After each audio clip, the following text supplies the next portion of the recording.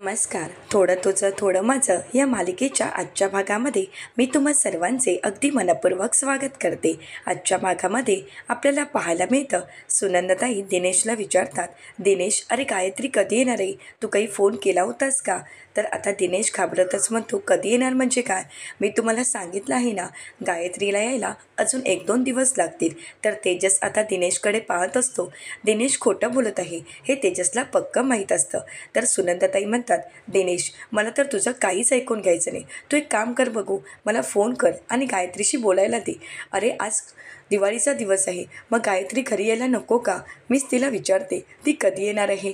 मात्र दिनेश विषय बदलतो आणि म्हणू लागतो, चटई टाकली आहे, चला चला औक्षण करून घेऊ. असं म्हणत आता दिनेश सर्वांना औक्षणासाठी घेऊन येतो.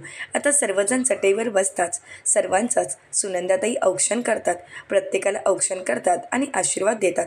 आता औक्षण करून होताच तेजस धावतच येऊन फराळावर तुटून पडतो. तर आता मानसी तेजसला बाजूला करण्याचा प्रयत्न करते. मानसी म्हणू लागते, राष्ट्रहित बाजूला व्हा. परंतु तेजस काही बाजूला होत नसतो. मानसी चिडते आणि तेजसला म्हणते, राष्ट्रहित सांगितलेलं कळत नाही आहे का? बाजूला व्हा. आता मात्र तेजसला बाजूला व्हावं लागतं. तर आबा म्हणू लागते, हा पण बायकोचा बैल होणार वाटतं. आता मात्र मानसी आणि तेजस एकमेकांकडे पाहू लागतात. सर्वच शांत होतात. तर दिनेश तेजसकडे पाहत असतो. तेजस म्हणतो, नाही नाही, असं काहीच नाही आहे. तर तेवढ्यातच मानसी बंटीला म्हणते, बंटी ही घे तुझ्यासाठी चकली. तर बंटी म्हणतो, नाही नाही, माझ्यासाठी चकली नको आहे. खरं तर आज चकली तुम्ही दोघांनी एकमेकांना भरवायची आहे. आता मात्र मानसी आणि तेजसला धक्काच बसतो. बंटी म्हणतो, हो, कारण लग्नामध्ये नवरा नवरी एकमेकांना घास भरवत असतात. परंतु मी तर ते पाहिलंच नाही आहे आणि म्हणूनच आज तुम्ही एकमेकांना ही चकली भरवायची आहे, कारण मला पाहायचं आहे. आता तेजस विचारतो, तुला कशाला पाहायचं आहे? तर आबा म्हणते, त्याचं अगदी बरोबर आहे, तुम्ही दोघांनी एकमेकांना चकली भरवायची आहे. सुनंदाताई म्हणतात, हो हो, आबा आणि बंटी बोलत आहेत ते अगदी योग्य आहे. बंटी म्हणतो, काका, अरे भरवणारी काकूला चकली, तुला काय झाले भरवायला? एवढी चकली तर भरवायची आहे. तर तेजस म्हणतो, बंटी, तू का उगाच बोलतोयस मध्ये मध्ये मोठ्यांच्या?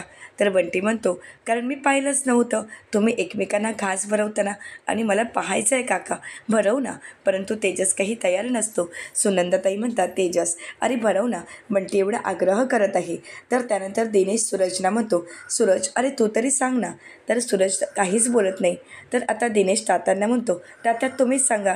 तर तेजस म्हणतो, चालेल चालेल तात्या, तुम्ही सांगा बघू. परंतु तात्या काहीच बोलत नाहीत. तर सुनंदाताई म्हणू लागतात, तेजस, अरे किती मज्जा मस्करी करशील, एवढा घासच तर भरवायचा आहे ना, आणि दिवाळीचा सण आहे, नवरा बायकोनी एकमेकांना घास भरवावाच लागतो, तू भरव बघू. तर तेजस आता घास भरवण्यासाठी तयार होतो. तेजस उभा राहतो आणि हात धुण्याला जाण्याचं नाटक करतो. तर सुनंदाताई म्हणतात, तिथेच उभं राहायचं. आता नाईलाजाने तेजसला मानसीला चकली भरवावी लागणार असते. तर आता सुनंदाताई मानसीला म्हणतात, मानसी, एक काम कर बघू, तो काही तुला भरवणार नाही, तूच त्याला भरव. तर मानसी आता तेजसला चकली भरवते. तर त्यानंतर सुनंदाताई तेजसला म्हणतात, तेजस, आता चकली तू भरवायची आहेस, ती चकली दे बघू मानसी. तर तेजस म्हणतो, तीच? तर सुनंदाताई म्हणतात की हो तीच. तर तेजस म्हणतो, नाही नाही, असं कसं, अशी उष्टी चकली, आणि त्या काय म्हणतील, यांच्याजवळ एकच चकली आहे का? नाही नाही, उष्टी चकली नको, मी दुसरी चकली भरवेन. सुनंदाताई म्हणतात, नाही तेजस, आज एकमेकांचं उष्ट खायला हरकत नाही, आणि नवरा बायकोनी एकमेकांचं उष्ट खाल्लं तरच त्यांच्यामधील प्रेम वाढतं. आणि तेजस, आता तर तुला तीच चकली खावी लागेल. आता सर्वजण आग्रह करतात, त्यामुळे तेजसला नाही बोलताही येत नाही, आणि म्हणूनच तेजस चकली खाण्यासाठी तयार होतो. आता मानसी तेजसला चकली भरवते. मानसी प्रेमाने तेजसकडे पाहत असते, परंतु तेजस मात्र लाजत असतो. आता सर्वजण टाळ्या वाजवू लागतात. तर तेजस बंटीकडे पाहतो आणि म्हणतो, तुला बघून घेईन. तर आता सर्वजण खुश असतात. आता सर्वजण फराळाचा आनंद लुटत असतात. त्याचवेळी तेजसला शिंका येऊ लागतात. तर सुनंदाताई विचारतात, काय रे तेजस, तुला एवढे शिंका येत आहेत, रात्री पांघरून घेतलं नव्हतं का? तर आबा विचारते, वहिनी, अगं एकच पांघरून होतं, ते तुम्ही दोघांनी घेतलं नाही का? त्यावेळी मानसी शांतच राहते. मानसीला घडलेला प्रसंग आठवतो, कारण मानसी ज्यावेळी तेजसला पांघरून देण्यासाठी गेलेली असते, त्यावेळी तेजसने पांघरुणाला नकार दिलेला असतो. आणि आता सुनंदाताईंना मानसी विचारते, तुम्ही असं का बोलत आहात? तर सुनंदाताई बोलतात, अगं त्याला थंडी सहन होत नाही, आता थोडी जरी थंडी असेल तरी त्याला लगेच सर्दी होते आणि म्हणूनच त्याला विचारलं, पांघरून घेतलं आहे का? परंतु तेजस आपल्याला थंडी वाजत नाही असं मानसीला बोललेला असतो आणि म्हणूनच मानसी आता तेजसकडे पाहू लागते. परंतु तेजस मानसीकडे पाहतही नाही. आता तेजस आपल्याशी खोटं बोलला हे मानसीच्या लक्षात येतं. आता तेजसला भरपूर शिंका येत असतात. तर सुनंदाताई म्हणतात, थांब मी आलेच तेजसचं औषध घेऊन. असं म्हणत सुनंदाताई औषध आणण्यासाठी निघून जातात. तर आपल्यामुळे तेजसला त्रास होत आहे हे पाहून मानसीला खूप वाईट वाटत असतं. ती तेजसकडे पाहत असते परंतु तेजस काही मानसीकडे पाहत नाही. तर दुसरीकडे पाहायला मिळतं, आता प्रभूंच्या घरी लक्ष्मीपूजनाची तयारी केलेली असते. मानसी लक्ष्मीपूजनासाठी बसते. सुनंदाताई ज्याप्रमाणे सांगतील त्याप्रमाणे मानसीने लक्ष्मीपूजनाची मांडणी केलेली असते. आता मानसी एक एक करून खूप छान पद्धतीने मांडणी करते. तर आता तिने खूप छान पद्धतीने फुलांचं कमळही तयार केलेलं असतं. तर सर्वजण मानसीचं कौतुक करत असतात परंतु तात्या मात्र काहीच बोलत नाहीत. तर बंटी सुनंदाताईंना विचारतो, आजी आपल्या घरी ही विठ्ठलाची नवीन मूर्ती केव्हा आणली आहे? तेव्हा तेजस म्हणतो, ही विठ्ठलाची नवीन मूर्ती लकी चंपने आणलेली आहे. तर बंटी म्हणतो, काका मला एक सांग, तू काकूला प्रेमाने लकी चंप असं नाव ठेवलंयस ना? आता मात्र सर्वजण हसू लागतात. तर तेजस दिनेशला विचारतो, कुठल्या हॉस्टेलला घातले याला? किती प्रश्न विचारत असतो. तर त्यानंतर तेजस मात्र काहीच बोलत नाही. तर बंटी मानसीच्या बाजूला जाऊन बसतो आणि विचारतो, काकू आज तर लक्ष्मीपूजनाचा दिवस आहे ना, मग आपण विठ्ठलाची पूजा का करत आहोत? तर आता मानसी म्हणू लागते, बंटी बाळा कसं आहे ना बंटी बाळा, अरे विष्णूचं रूप म्हणजेच विठ्ठल आणि म्हणूनच आज लक्ष्मीपूजनाच्या निमित्त आज आपण विठ्ठलांची पूजा करणार आहोत. तर त्यानंतर आता बंटी विचारतो, परंतु मग आता मला एक सांग, रखुमाई कुठे आहे? त्यांची पूजा आपण का करत नाही आहोत? तर आता तेजस मानसीला म्हणतो, द्या द्या उत्तर द्या. आता मात्र मानसी शांतच असते. तर सुनंदाताई म्हणू लागतात, बंटी बाळा अरे या ठिकाणी रखुमाई नाही परंतु लक्ष्मी माता आहे. लक्ष्मी माता आणि रखुमाई ही एकच रूप आहेत आणि म्हणूनच आज लक्ष्मी मातेची आणि विठ्ठलांची आपण पूजा करणार आहोत. परंतु यामागची कथा मी तुला नंतर सांगेन. तू ये बरं मागे. मानसी चल पूजेला सुरुवात कर.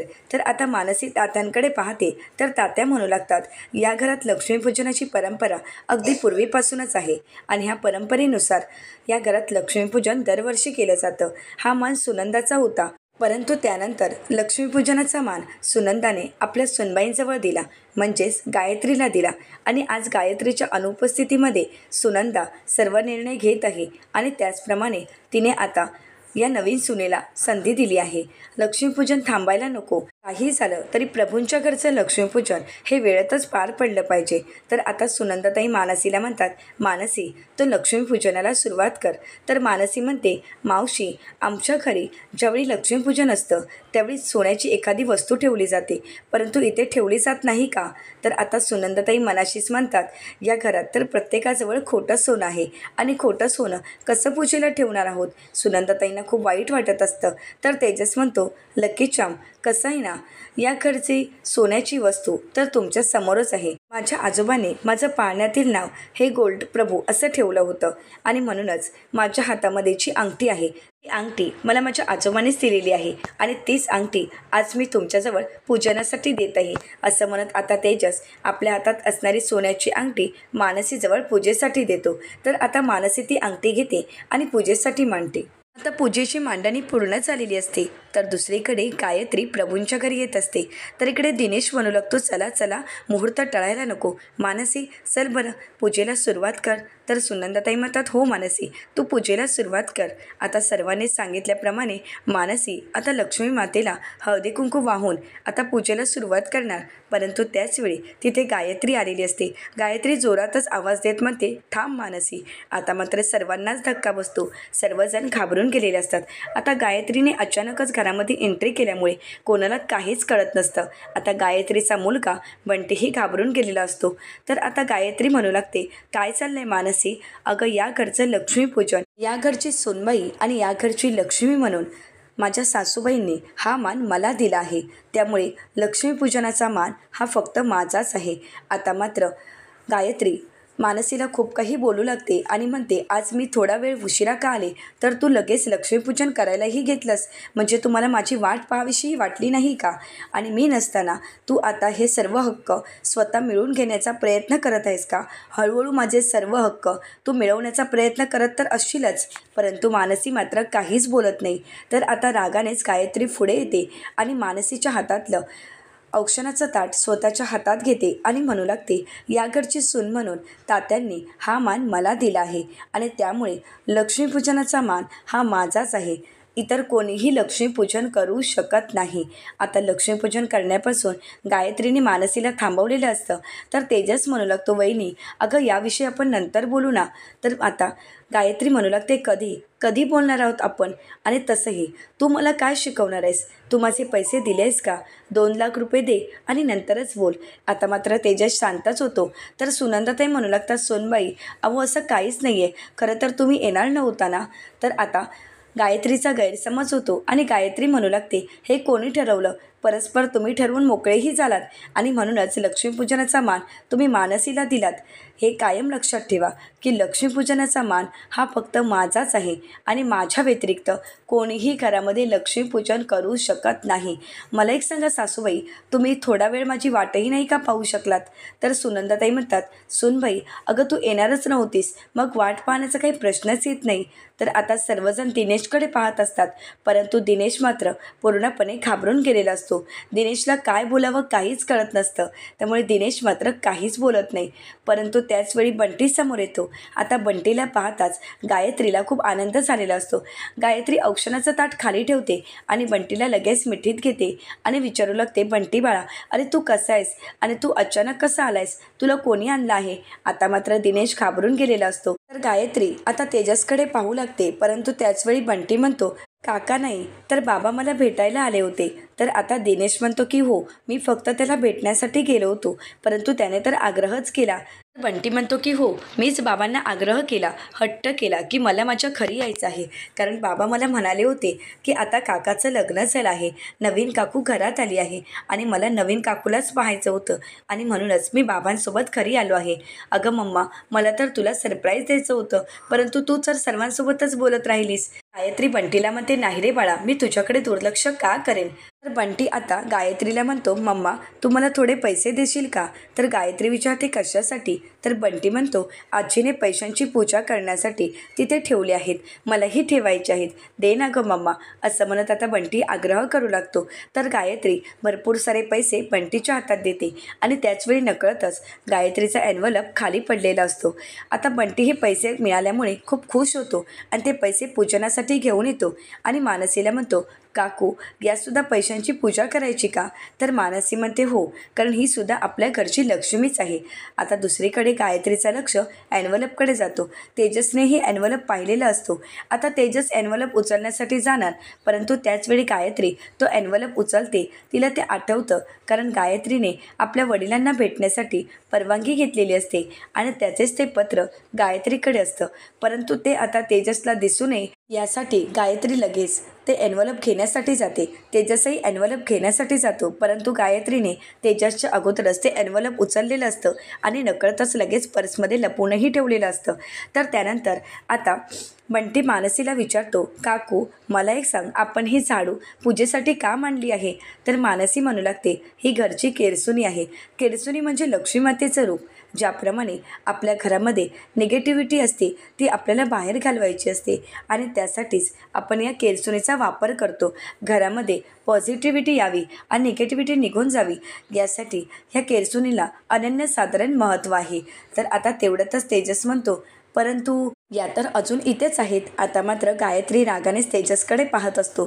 तेजस म्हणतो, अहो वहिनी, मला असं म्हणायचं आहे, तुम्ही अजूनपर्यंत इथेच उभे आहात. अहो तो लक्ष्मीपूजनाचा मुहूर्त टळून जाईल, लक्ष्मीपूजन करून घ्या बरं. तर त्यानंतर आता सर्वजण गायत्रीकडे पाहतात. तर गायत्री लक्ष्मीपूजनासाठी येत असते. तर त्याचवेळी आता गायत्री सुनंदाताईंना विचारते, सासूबाई मी करू ना लक्ष्मीपूजन? तर आता सुनंदाताई होकार देतात. तर तेजस म्हणतो, लकी चाम मानसी, अहो तुम्ही उठा, आता घरच्या सोनबाई याकडच्या लक्ष्मीमातेची पूजा करणार आहेत. असं म्हणत आता तेजस मानसीला उठायला सांगतो. तर गायत्री पूजनासाठी बसते. तेजस म्हणू लागतो, आमच्या घरच्या लक्ष्मी म्हणजेच आमच्या घरच्या वहिनीसाहेब आज केळ्यांची माळ गळ्यात घालून आले आहेत आणि आज लक्ष्मीपूजनाचा मान हा त्यांचाच आहे. दरवर्षीप्रमाणे यावर्षीसुद्धा आमच्या घरच्या वहिनीसाहेब लक्ष्मी मातेची पूजा करणार आहेत. तर आता गायत्री लक्ष्मीपूजन करत असते तर सर्वजण हात जोडून लक्ष्मी मातेला प्रार्थना करत असतात. तर पुढील भागामध्ये आपल्याला पाहायला मिळतं, मानसीची आई सुनंदाताईंनी सांगितल्याप्रमाणे मानसीला भेटण्यासाठी प्रभूंच्या घरी आलेली असते. तर गायत्री म्हणू लागते, आलाच आहात तर मानही व्हायला पाहिजे असं म्हणत आता गायत्री सुनंदाताईंना म्हणते, सासूबाई एखादी साडी असेल तर घेऊन या. तर इकडे मानसी मात्र शांतच असते. सुनंदाताई साडी घेऊन येतात. तर आता गायत्री म्हणू लागते, कसं आहे ना, जेव्हा मानसीचा बाप वारला तेव्हापासून आत्तापर्यंत कोणीच तुमच्या अंगावर साडी घातली नसेल ना, असं म्हणत आता गायत्री संपदाताईंच्या अंगावर साडी फेकते. आता मात्र संपदाताईंना खूप वाईट वाटतं, मानसीलाही खूप वाईट वाटतं. खरं ते सर्वांनाच खूप धक्का बसलेला असतो. तर मानसी रागानेच संपदाताईंच्या खांद्यावर असणारी साडी हातात घेते आणि आता ती गायत्रीकडे रागाने पाहत असते. आता मानसी पुढे कोणतं पाऊल उचलेल, गायत्रीला धडा शिकवेल का, हे पाहणं अतिशय रंजक ठरणार आहे. आता अशाच मालिकांचे नवनवीन अपडेट पाहण्यासाठी चॅनलला नक्कीच सबस्क्राईब करा. धन्यवाद.